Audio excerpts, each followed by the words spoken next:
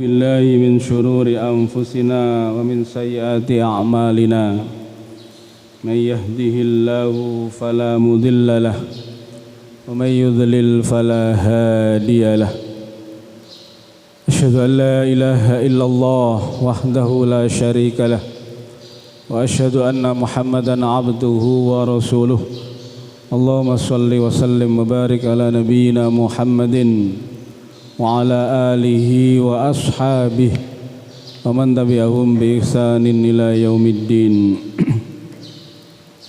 Ba'du jamaah salat subuh yang dimuliakan Allah Subhanahu wa taala.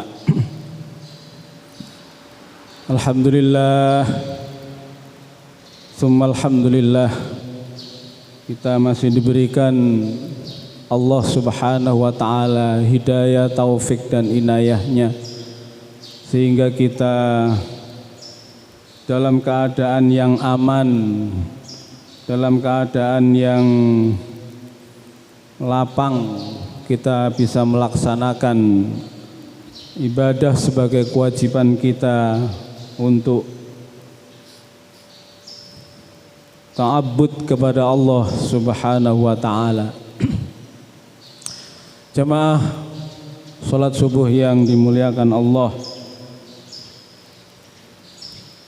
Allah berfirman di dalam surat Ali Imran ayat yang ke-91, Innal ladzina kafaru wa matu wa hum kuffarun falay yuqbalu min ahadihim mil'ul ardi dhahabau walaw iftada bih ulaika lahum azabun alim wa ma lahum min nasirin. Jemaah sekalian, sungguh amat sangat besar nikmat iman dan takwa kita yang diberikan Allah Subhanahu wa ta'ala.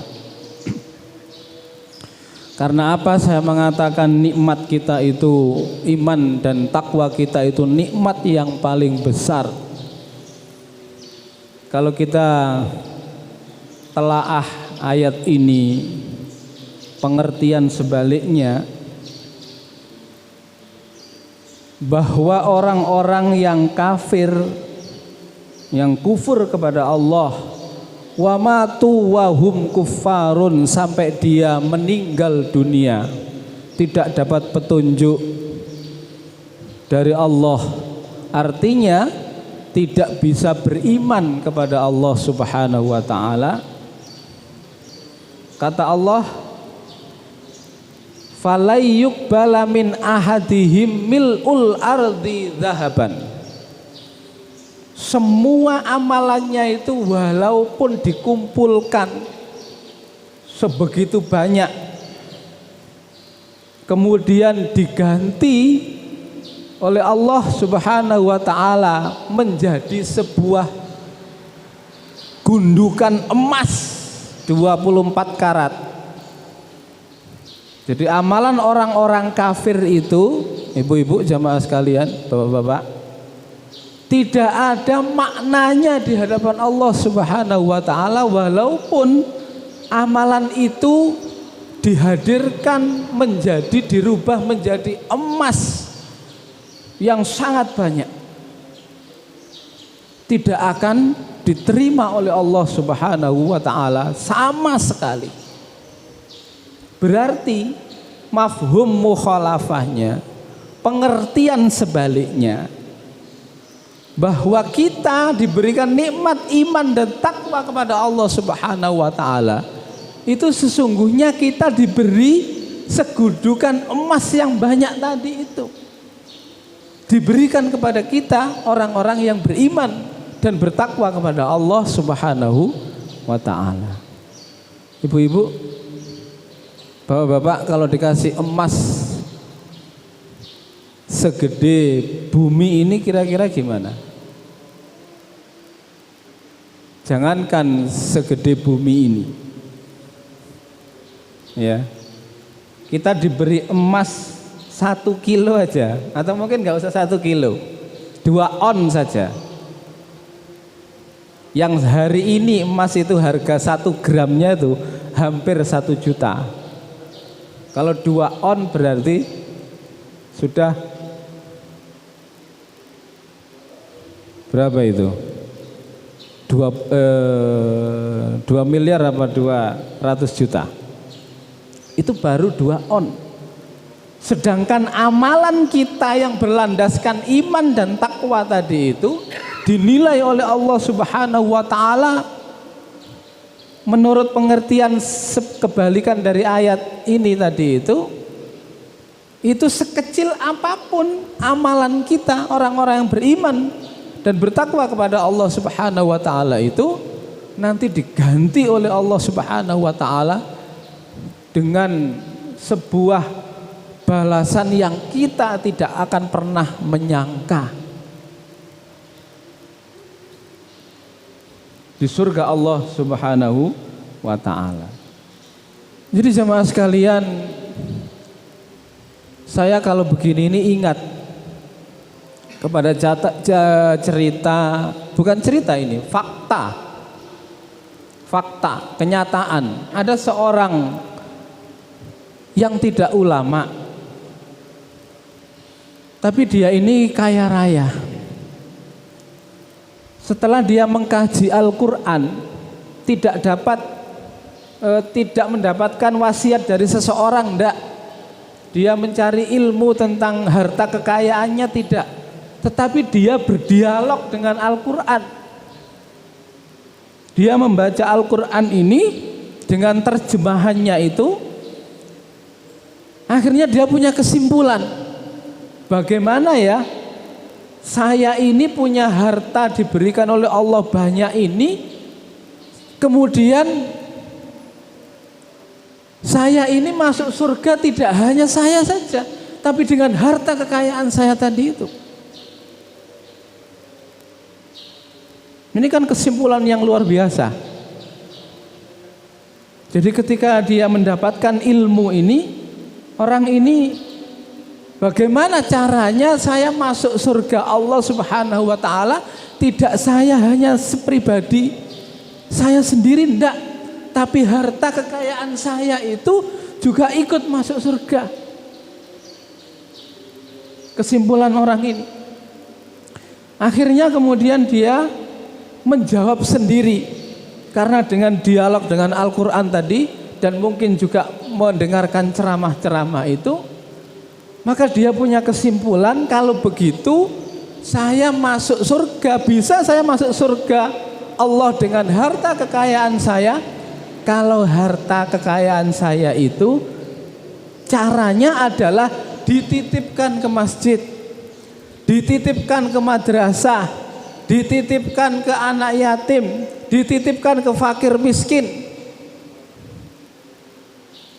sampai kemudian mungkin bila perlu dia habiskan untuk kepentingan-kepentingan yang tadi itu. Inilah jawaban kesimpulan seseorang ini, warga Muhammadiyah di Kota Gede ini, di Yogyakarta. Itu kemudian seluruh hartanya selalu diinfakkan kepada jalan Allah Subhanahu wa taala tadi. Kemudian kalau tidak salah sudah sekitar 4-5 tahun yang lalu, ada generasi yang mengikuti beliau. Generasi yang mengikuti beliau ini kemudian menjadi seorang ulama, menjadi seorang mubaligh, namanya Pak Sunardi Sahuri. Pak Nardi ini dulunya tidak kaya, tapi bagaimana saya ya punya keinginan saya bisa infak sodakoh itu lebih banyak. Jadi motonya, keinginannya itu bagaimana ya caranya saya miskin ini bisa sodakoh, infak, zakat yang sangat banyak. Ini cita-citanya. Pak Nardi ini adalah terakhir itu menjabat sebagai Kepala PDHI Yogyakarta, Persatuan dana haji Indonesia di Yogyakarta itu. Dengan keinginan yang tadi itu hanya sedikit ya, karena dia tidak kaya pada waktu itu, ya cukupan. Tapi keinginannya itu bagaimana saya harus bisa zakat, infak, sodako yang sangat banyak tadi itu. Seperti dia iri sebetulnya kepada orang yang kaya. Kemudian dengan istrinya itu punya niatan. Karena keinginannya seperti itu, kemudian dia merintis sebuah usaha. Dan alhamdulillah berkembang sangat banyak. Dia mendirikan swalayan, minimarket. Kalau sekarang itu minimarket, itu namanya Pamela. Waktu saya masih di Jogja itu Pamela baru ada 7 minimarket. Tapi ketika akhir saya di Jogja 3-4 tahun yang lalu itu sudah 23. Jadi dari keinginan yang sedikit tadi itu, akhirnya Allah berikan amanat kekayaannya berkembang. Dan alhamdulillah Pak Nardi ini tidak kemudian karena kaya, karena tambah rezekinya, karena tambah harta kekayaannya, kemudian dia itu lupa ndak, alhamdulillah. Jadi Pamela itu sampai 23 minimarket di Yogyakarta itu semuanya itu diperuntukkan fisabilillah tadi itu keperluannya. Kalau ada dana lebih dari kumpulan, sampai kemudian ada infak seperti yang di Indomaret itu, ada kelebihan, tapi tidak ditanya seperti pegawainya Indomaret, enggak. Ini ada kelebihan 200 rupiah bisa saya infakkan ke dana sosial, enggak begitu. Disediakan kotak infak aja di sebelahnya kasir itu. Itu kemudian dibuat jadwal oleh Pak Sunardi Sahuri ini. Dana yang terkumpul dari minimarketnya itu diberikan kepada masjid-masjid yang ada berhadapan langsung dengan kristenisasi. Di Kulon Progo, di Gunung Kidul, di Wates dan lain sebagainya. Itu terkumpulnya tidak sedikit ternyata. Baru 23 minimarket yang ada di Yogyakarta itu 1 tahun bisa tembus angka 2 sampai 2,5 miliar. Bayangkan.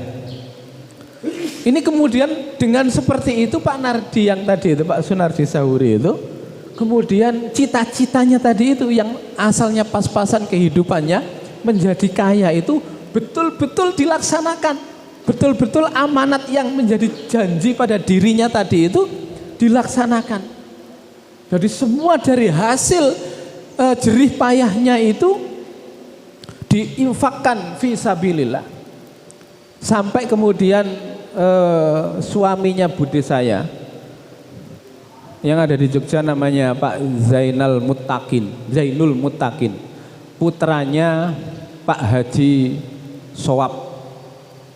Pak Haji Sowab ini ulama di Nggodok yang merintis Muhammadiyah Nggodok. Itu punya anak pertama namanya Pak Zainul Muttaqin. Itu kemudian matur pada Pak Sunardi, alangkah baiknya kita membuat pondok pesantren mahasiswa.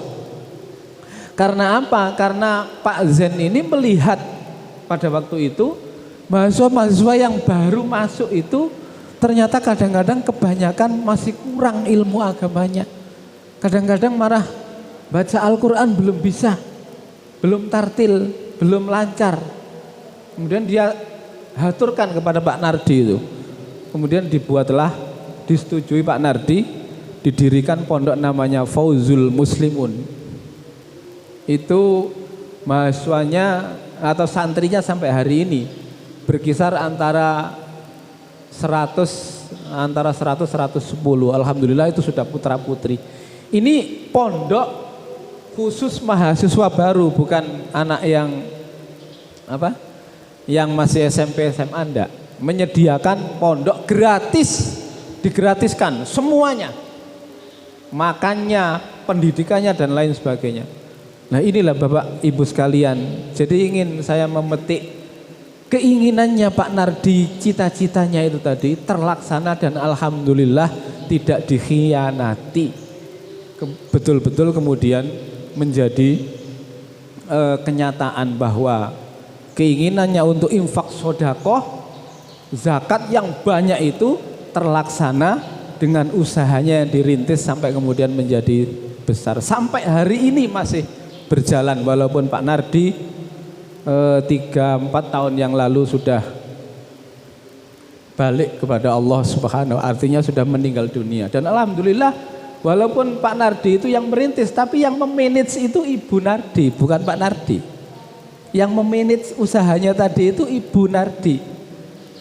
Jadi istrinya yang kemudian sama-sama seide itu sampai hari ini masih istiqomah untuk melaksanakan kegiatan seperti itu. Lah inilah Bapak Ibu sekalian. Jadi kalau kita melihat ayat ini tadi, fa insyaallah, kalau kita betul-betul sadar bahwa iman dan takwa kita betul-betul menjadi nikmat yang besar, jangan sekali-kali disia-siakan.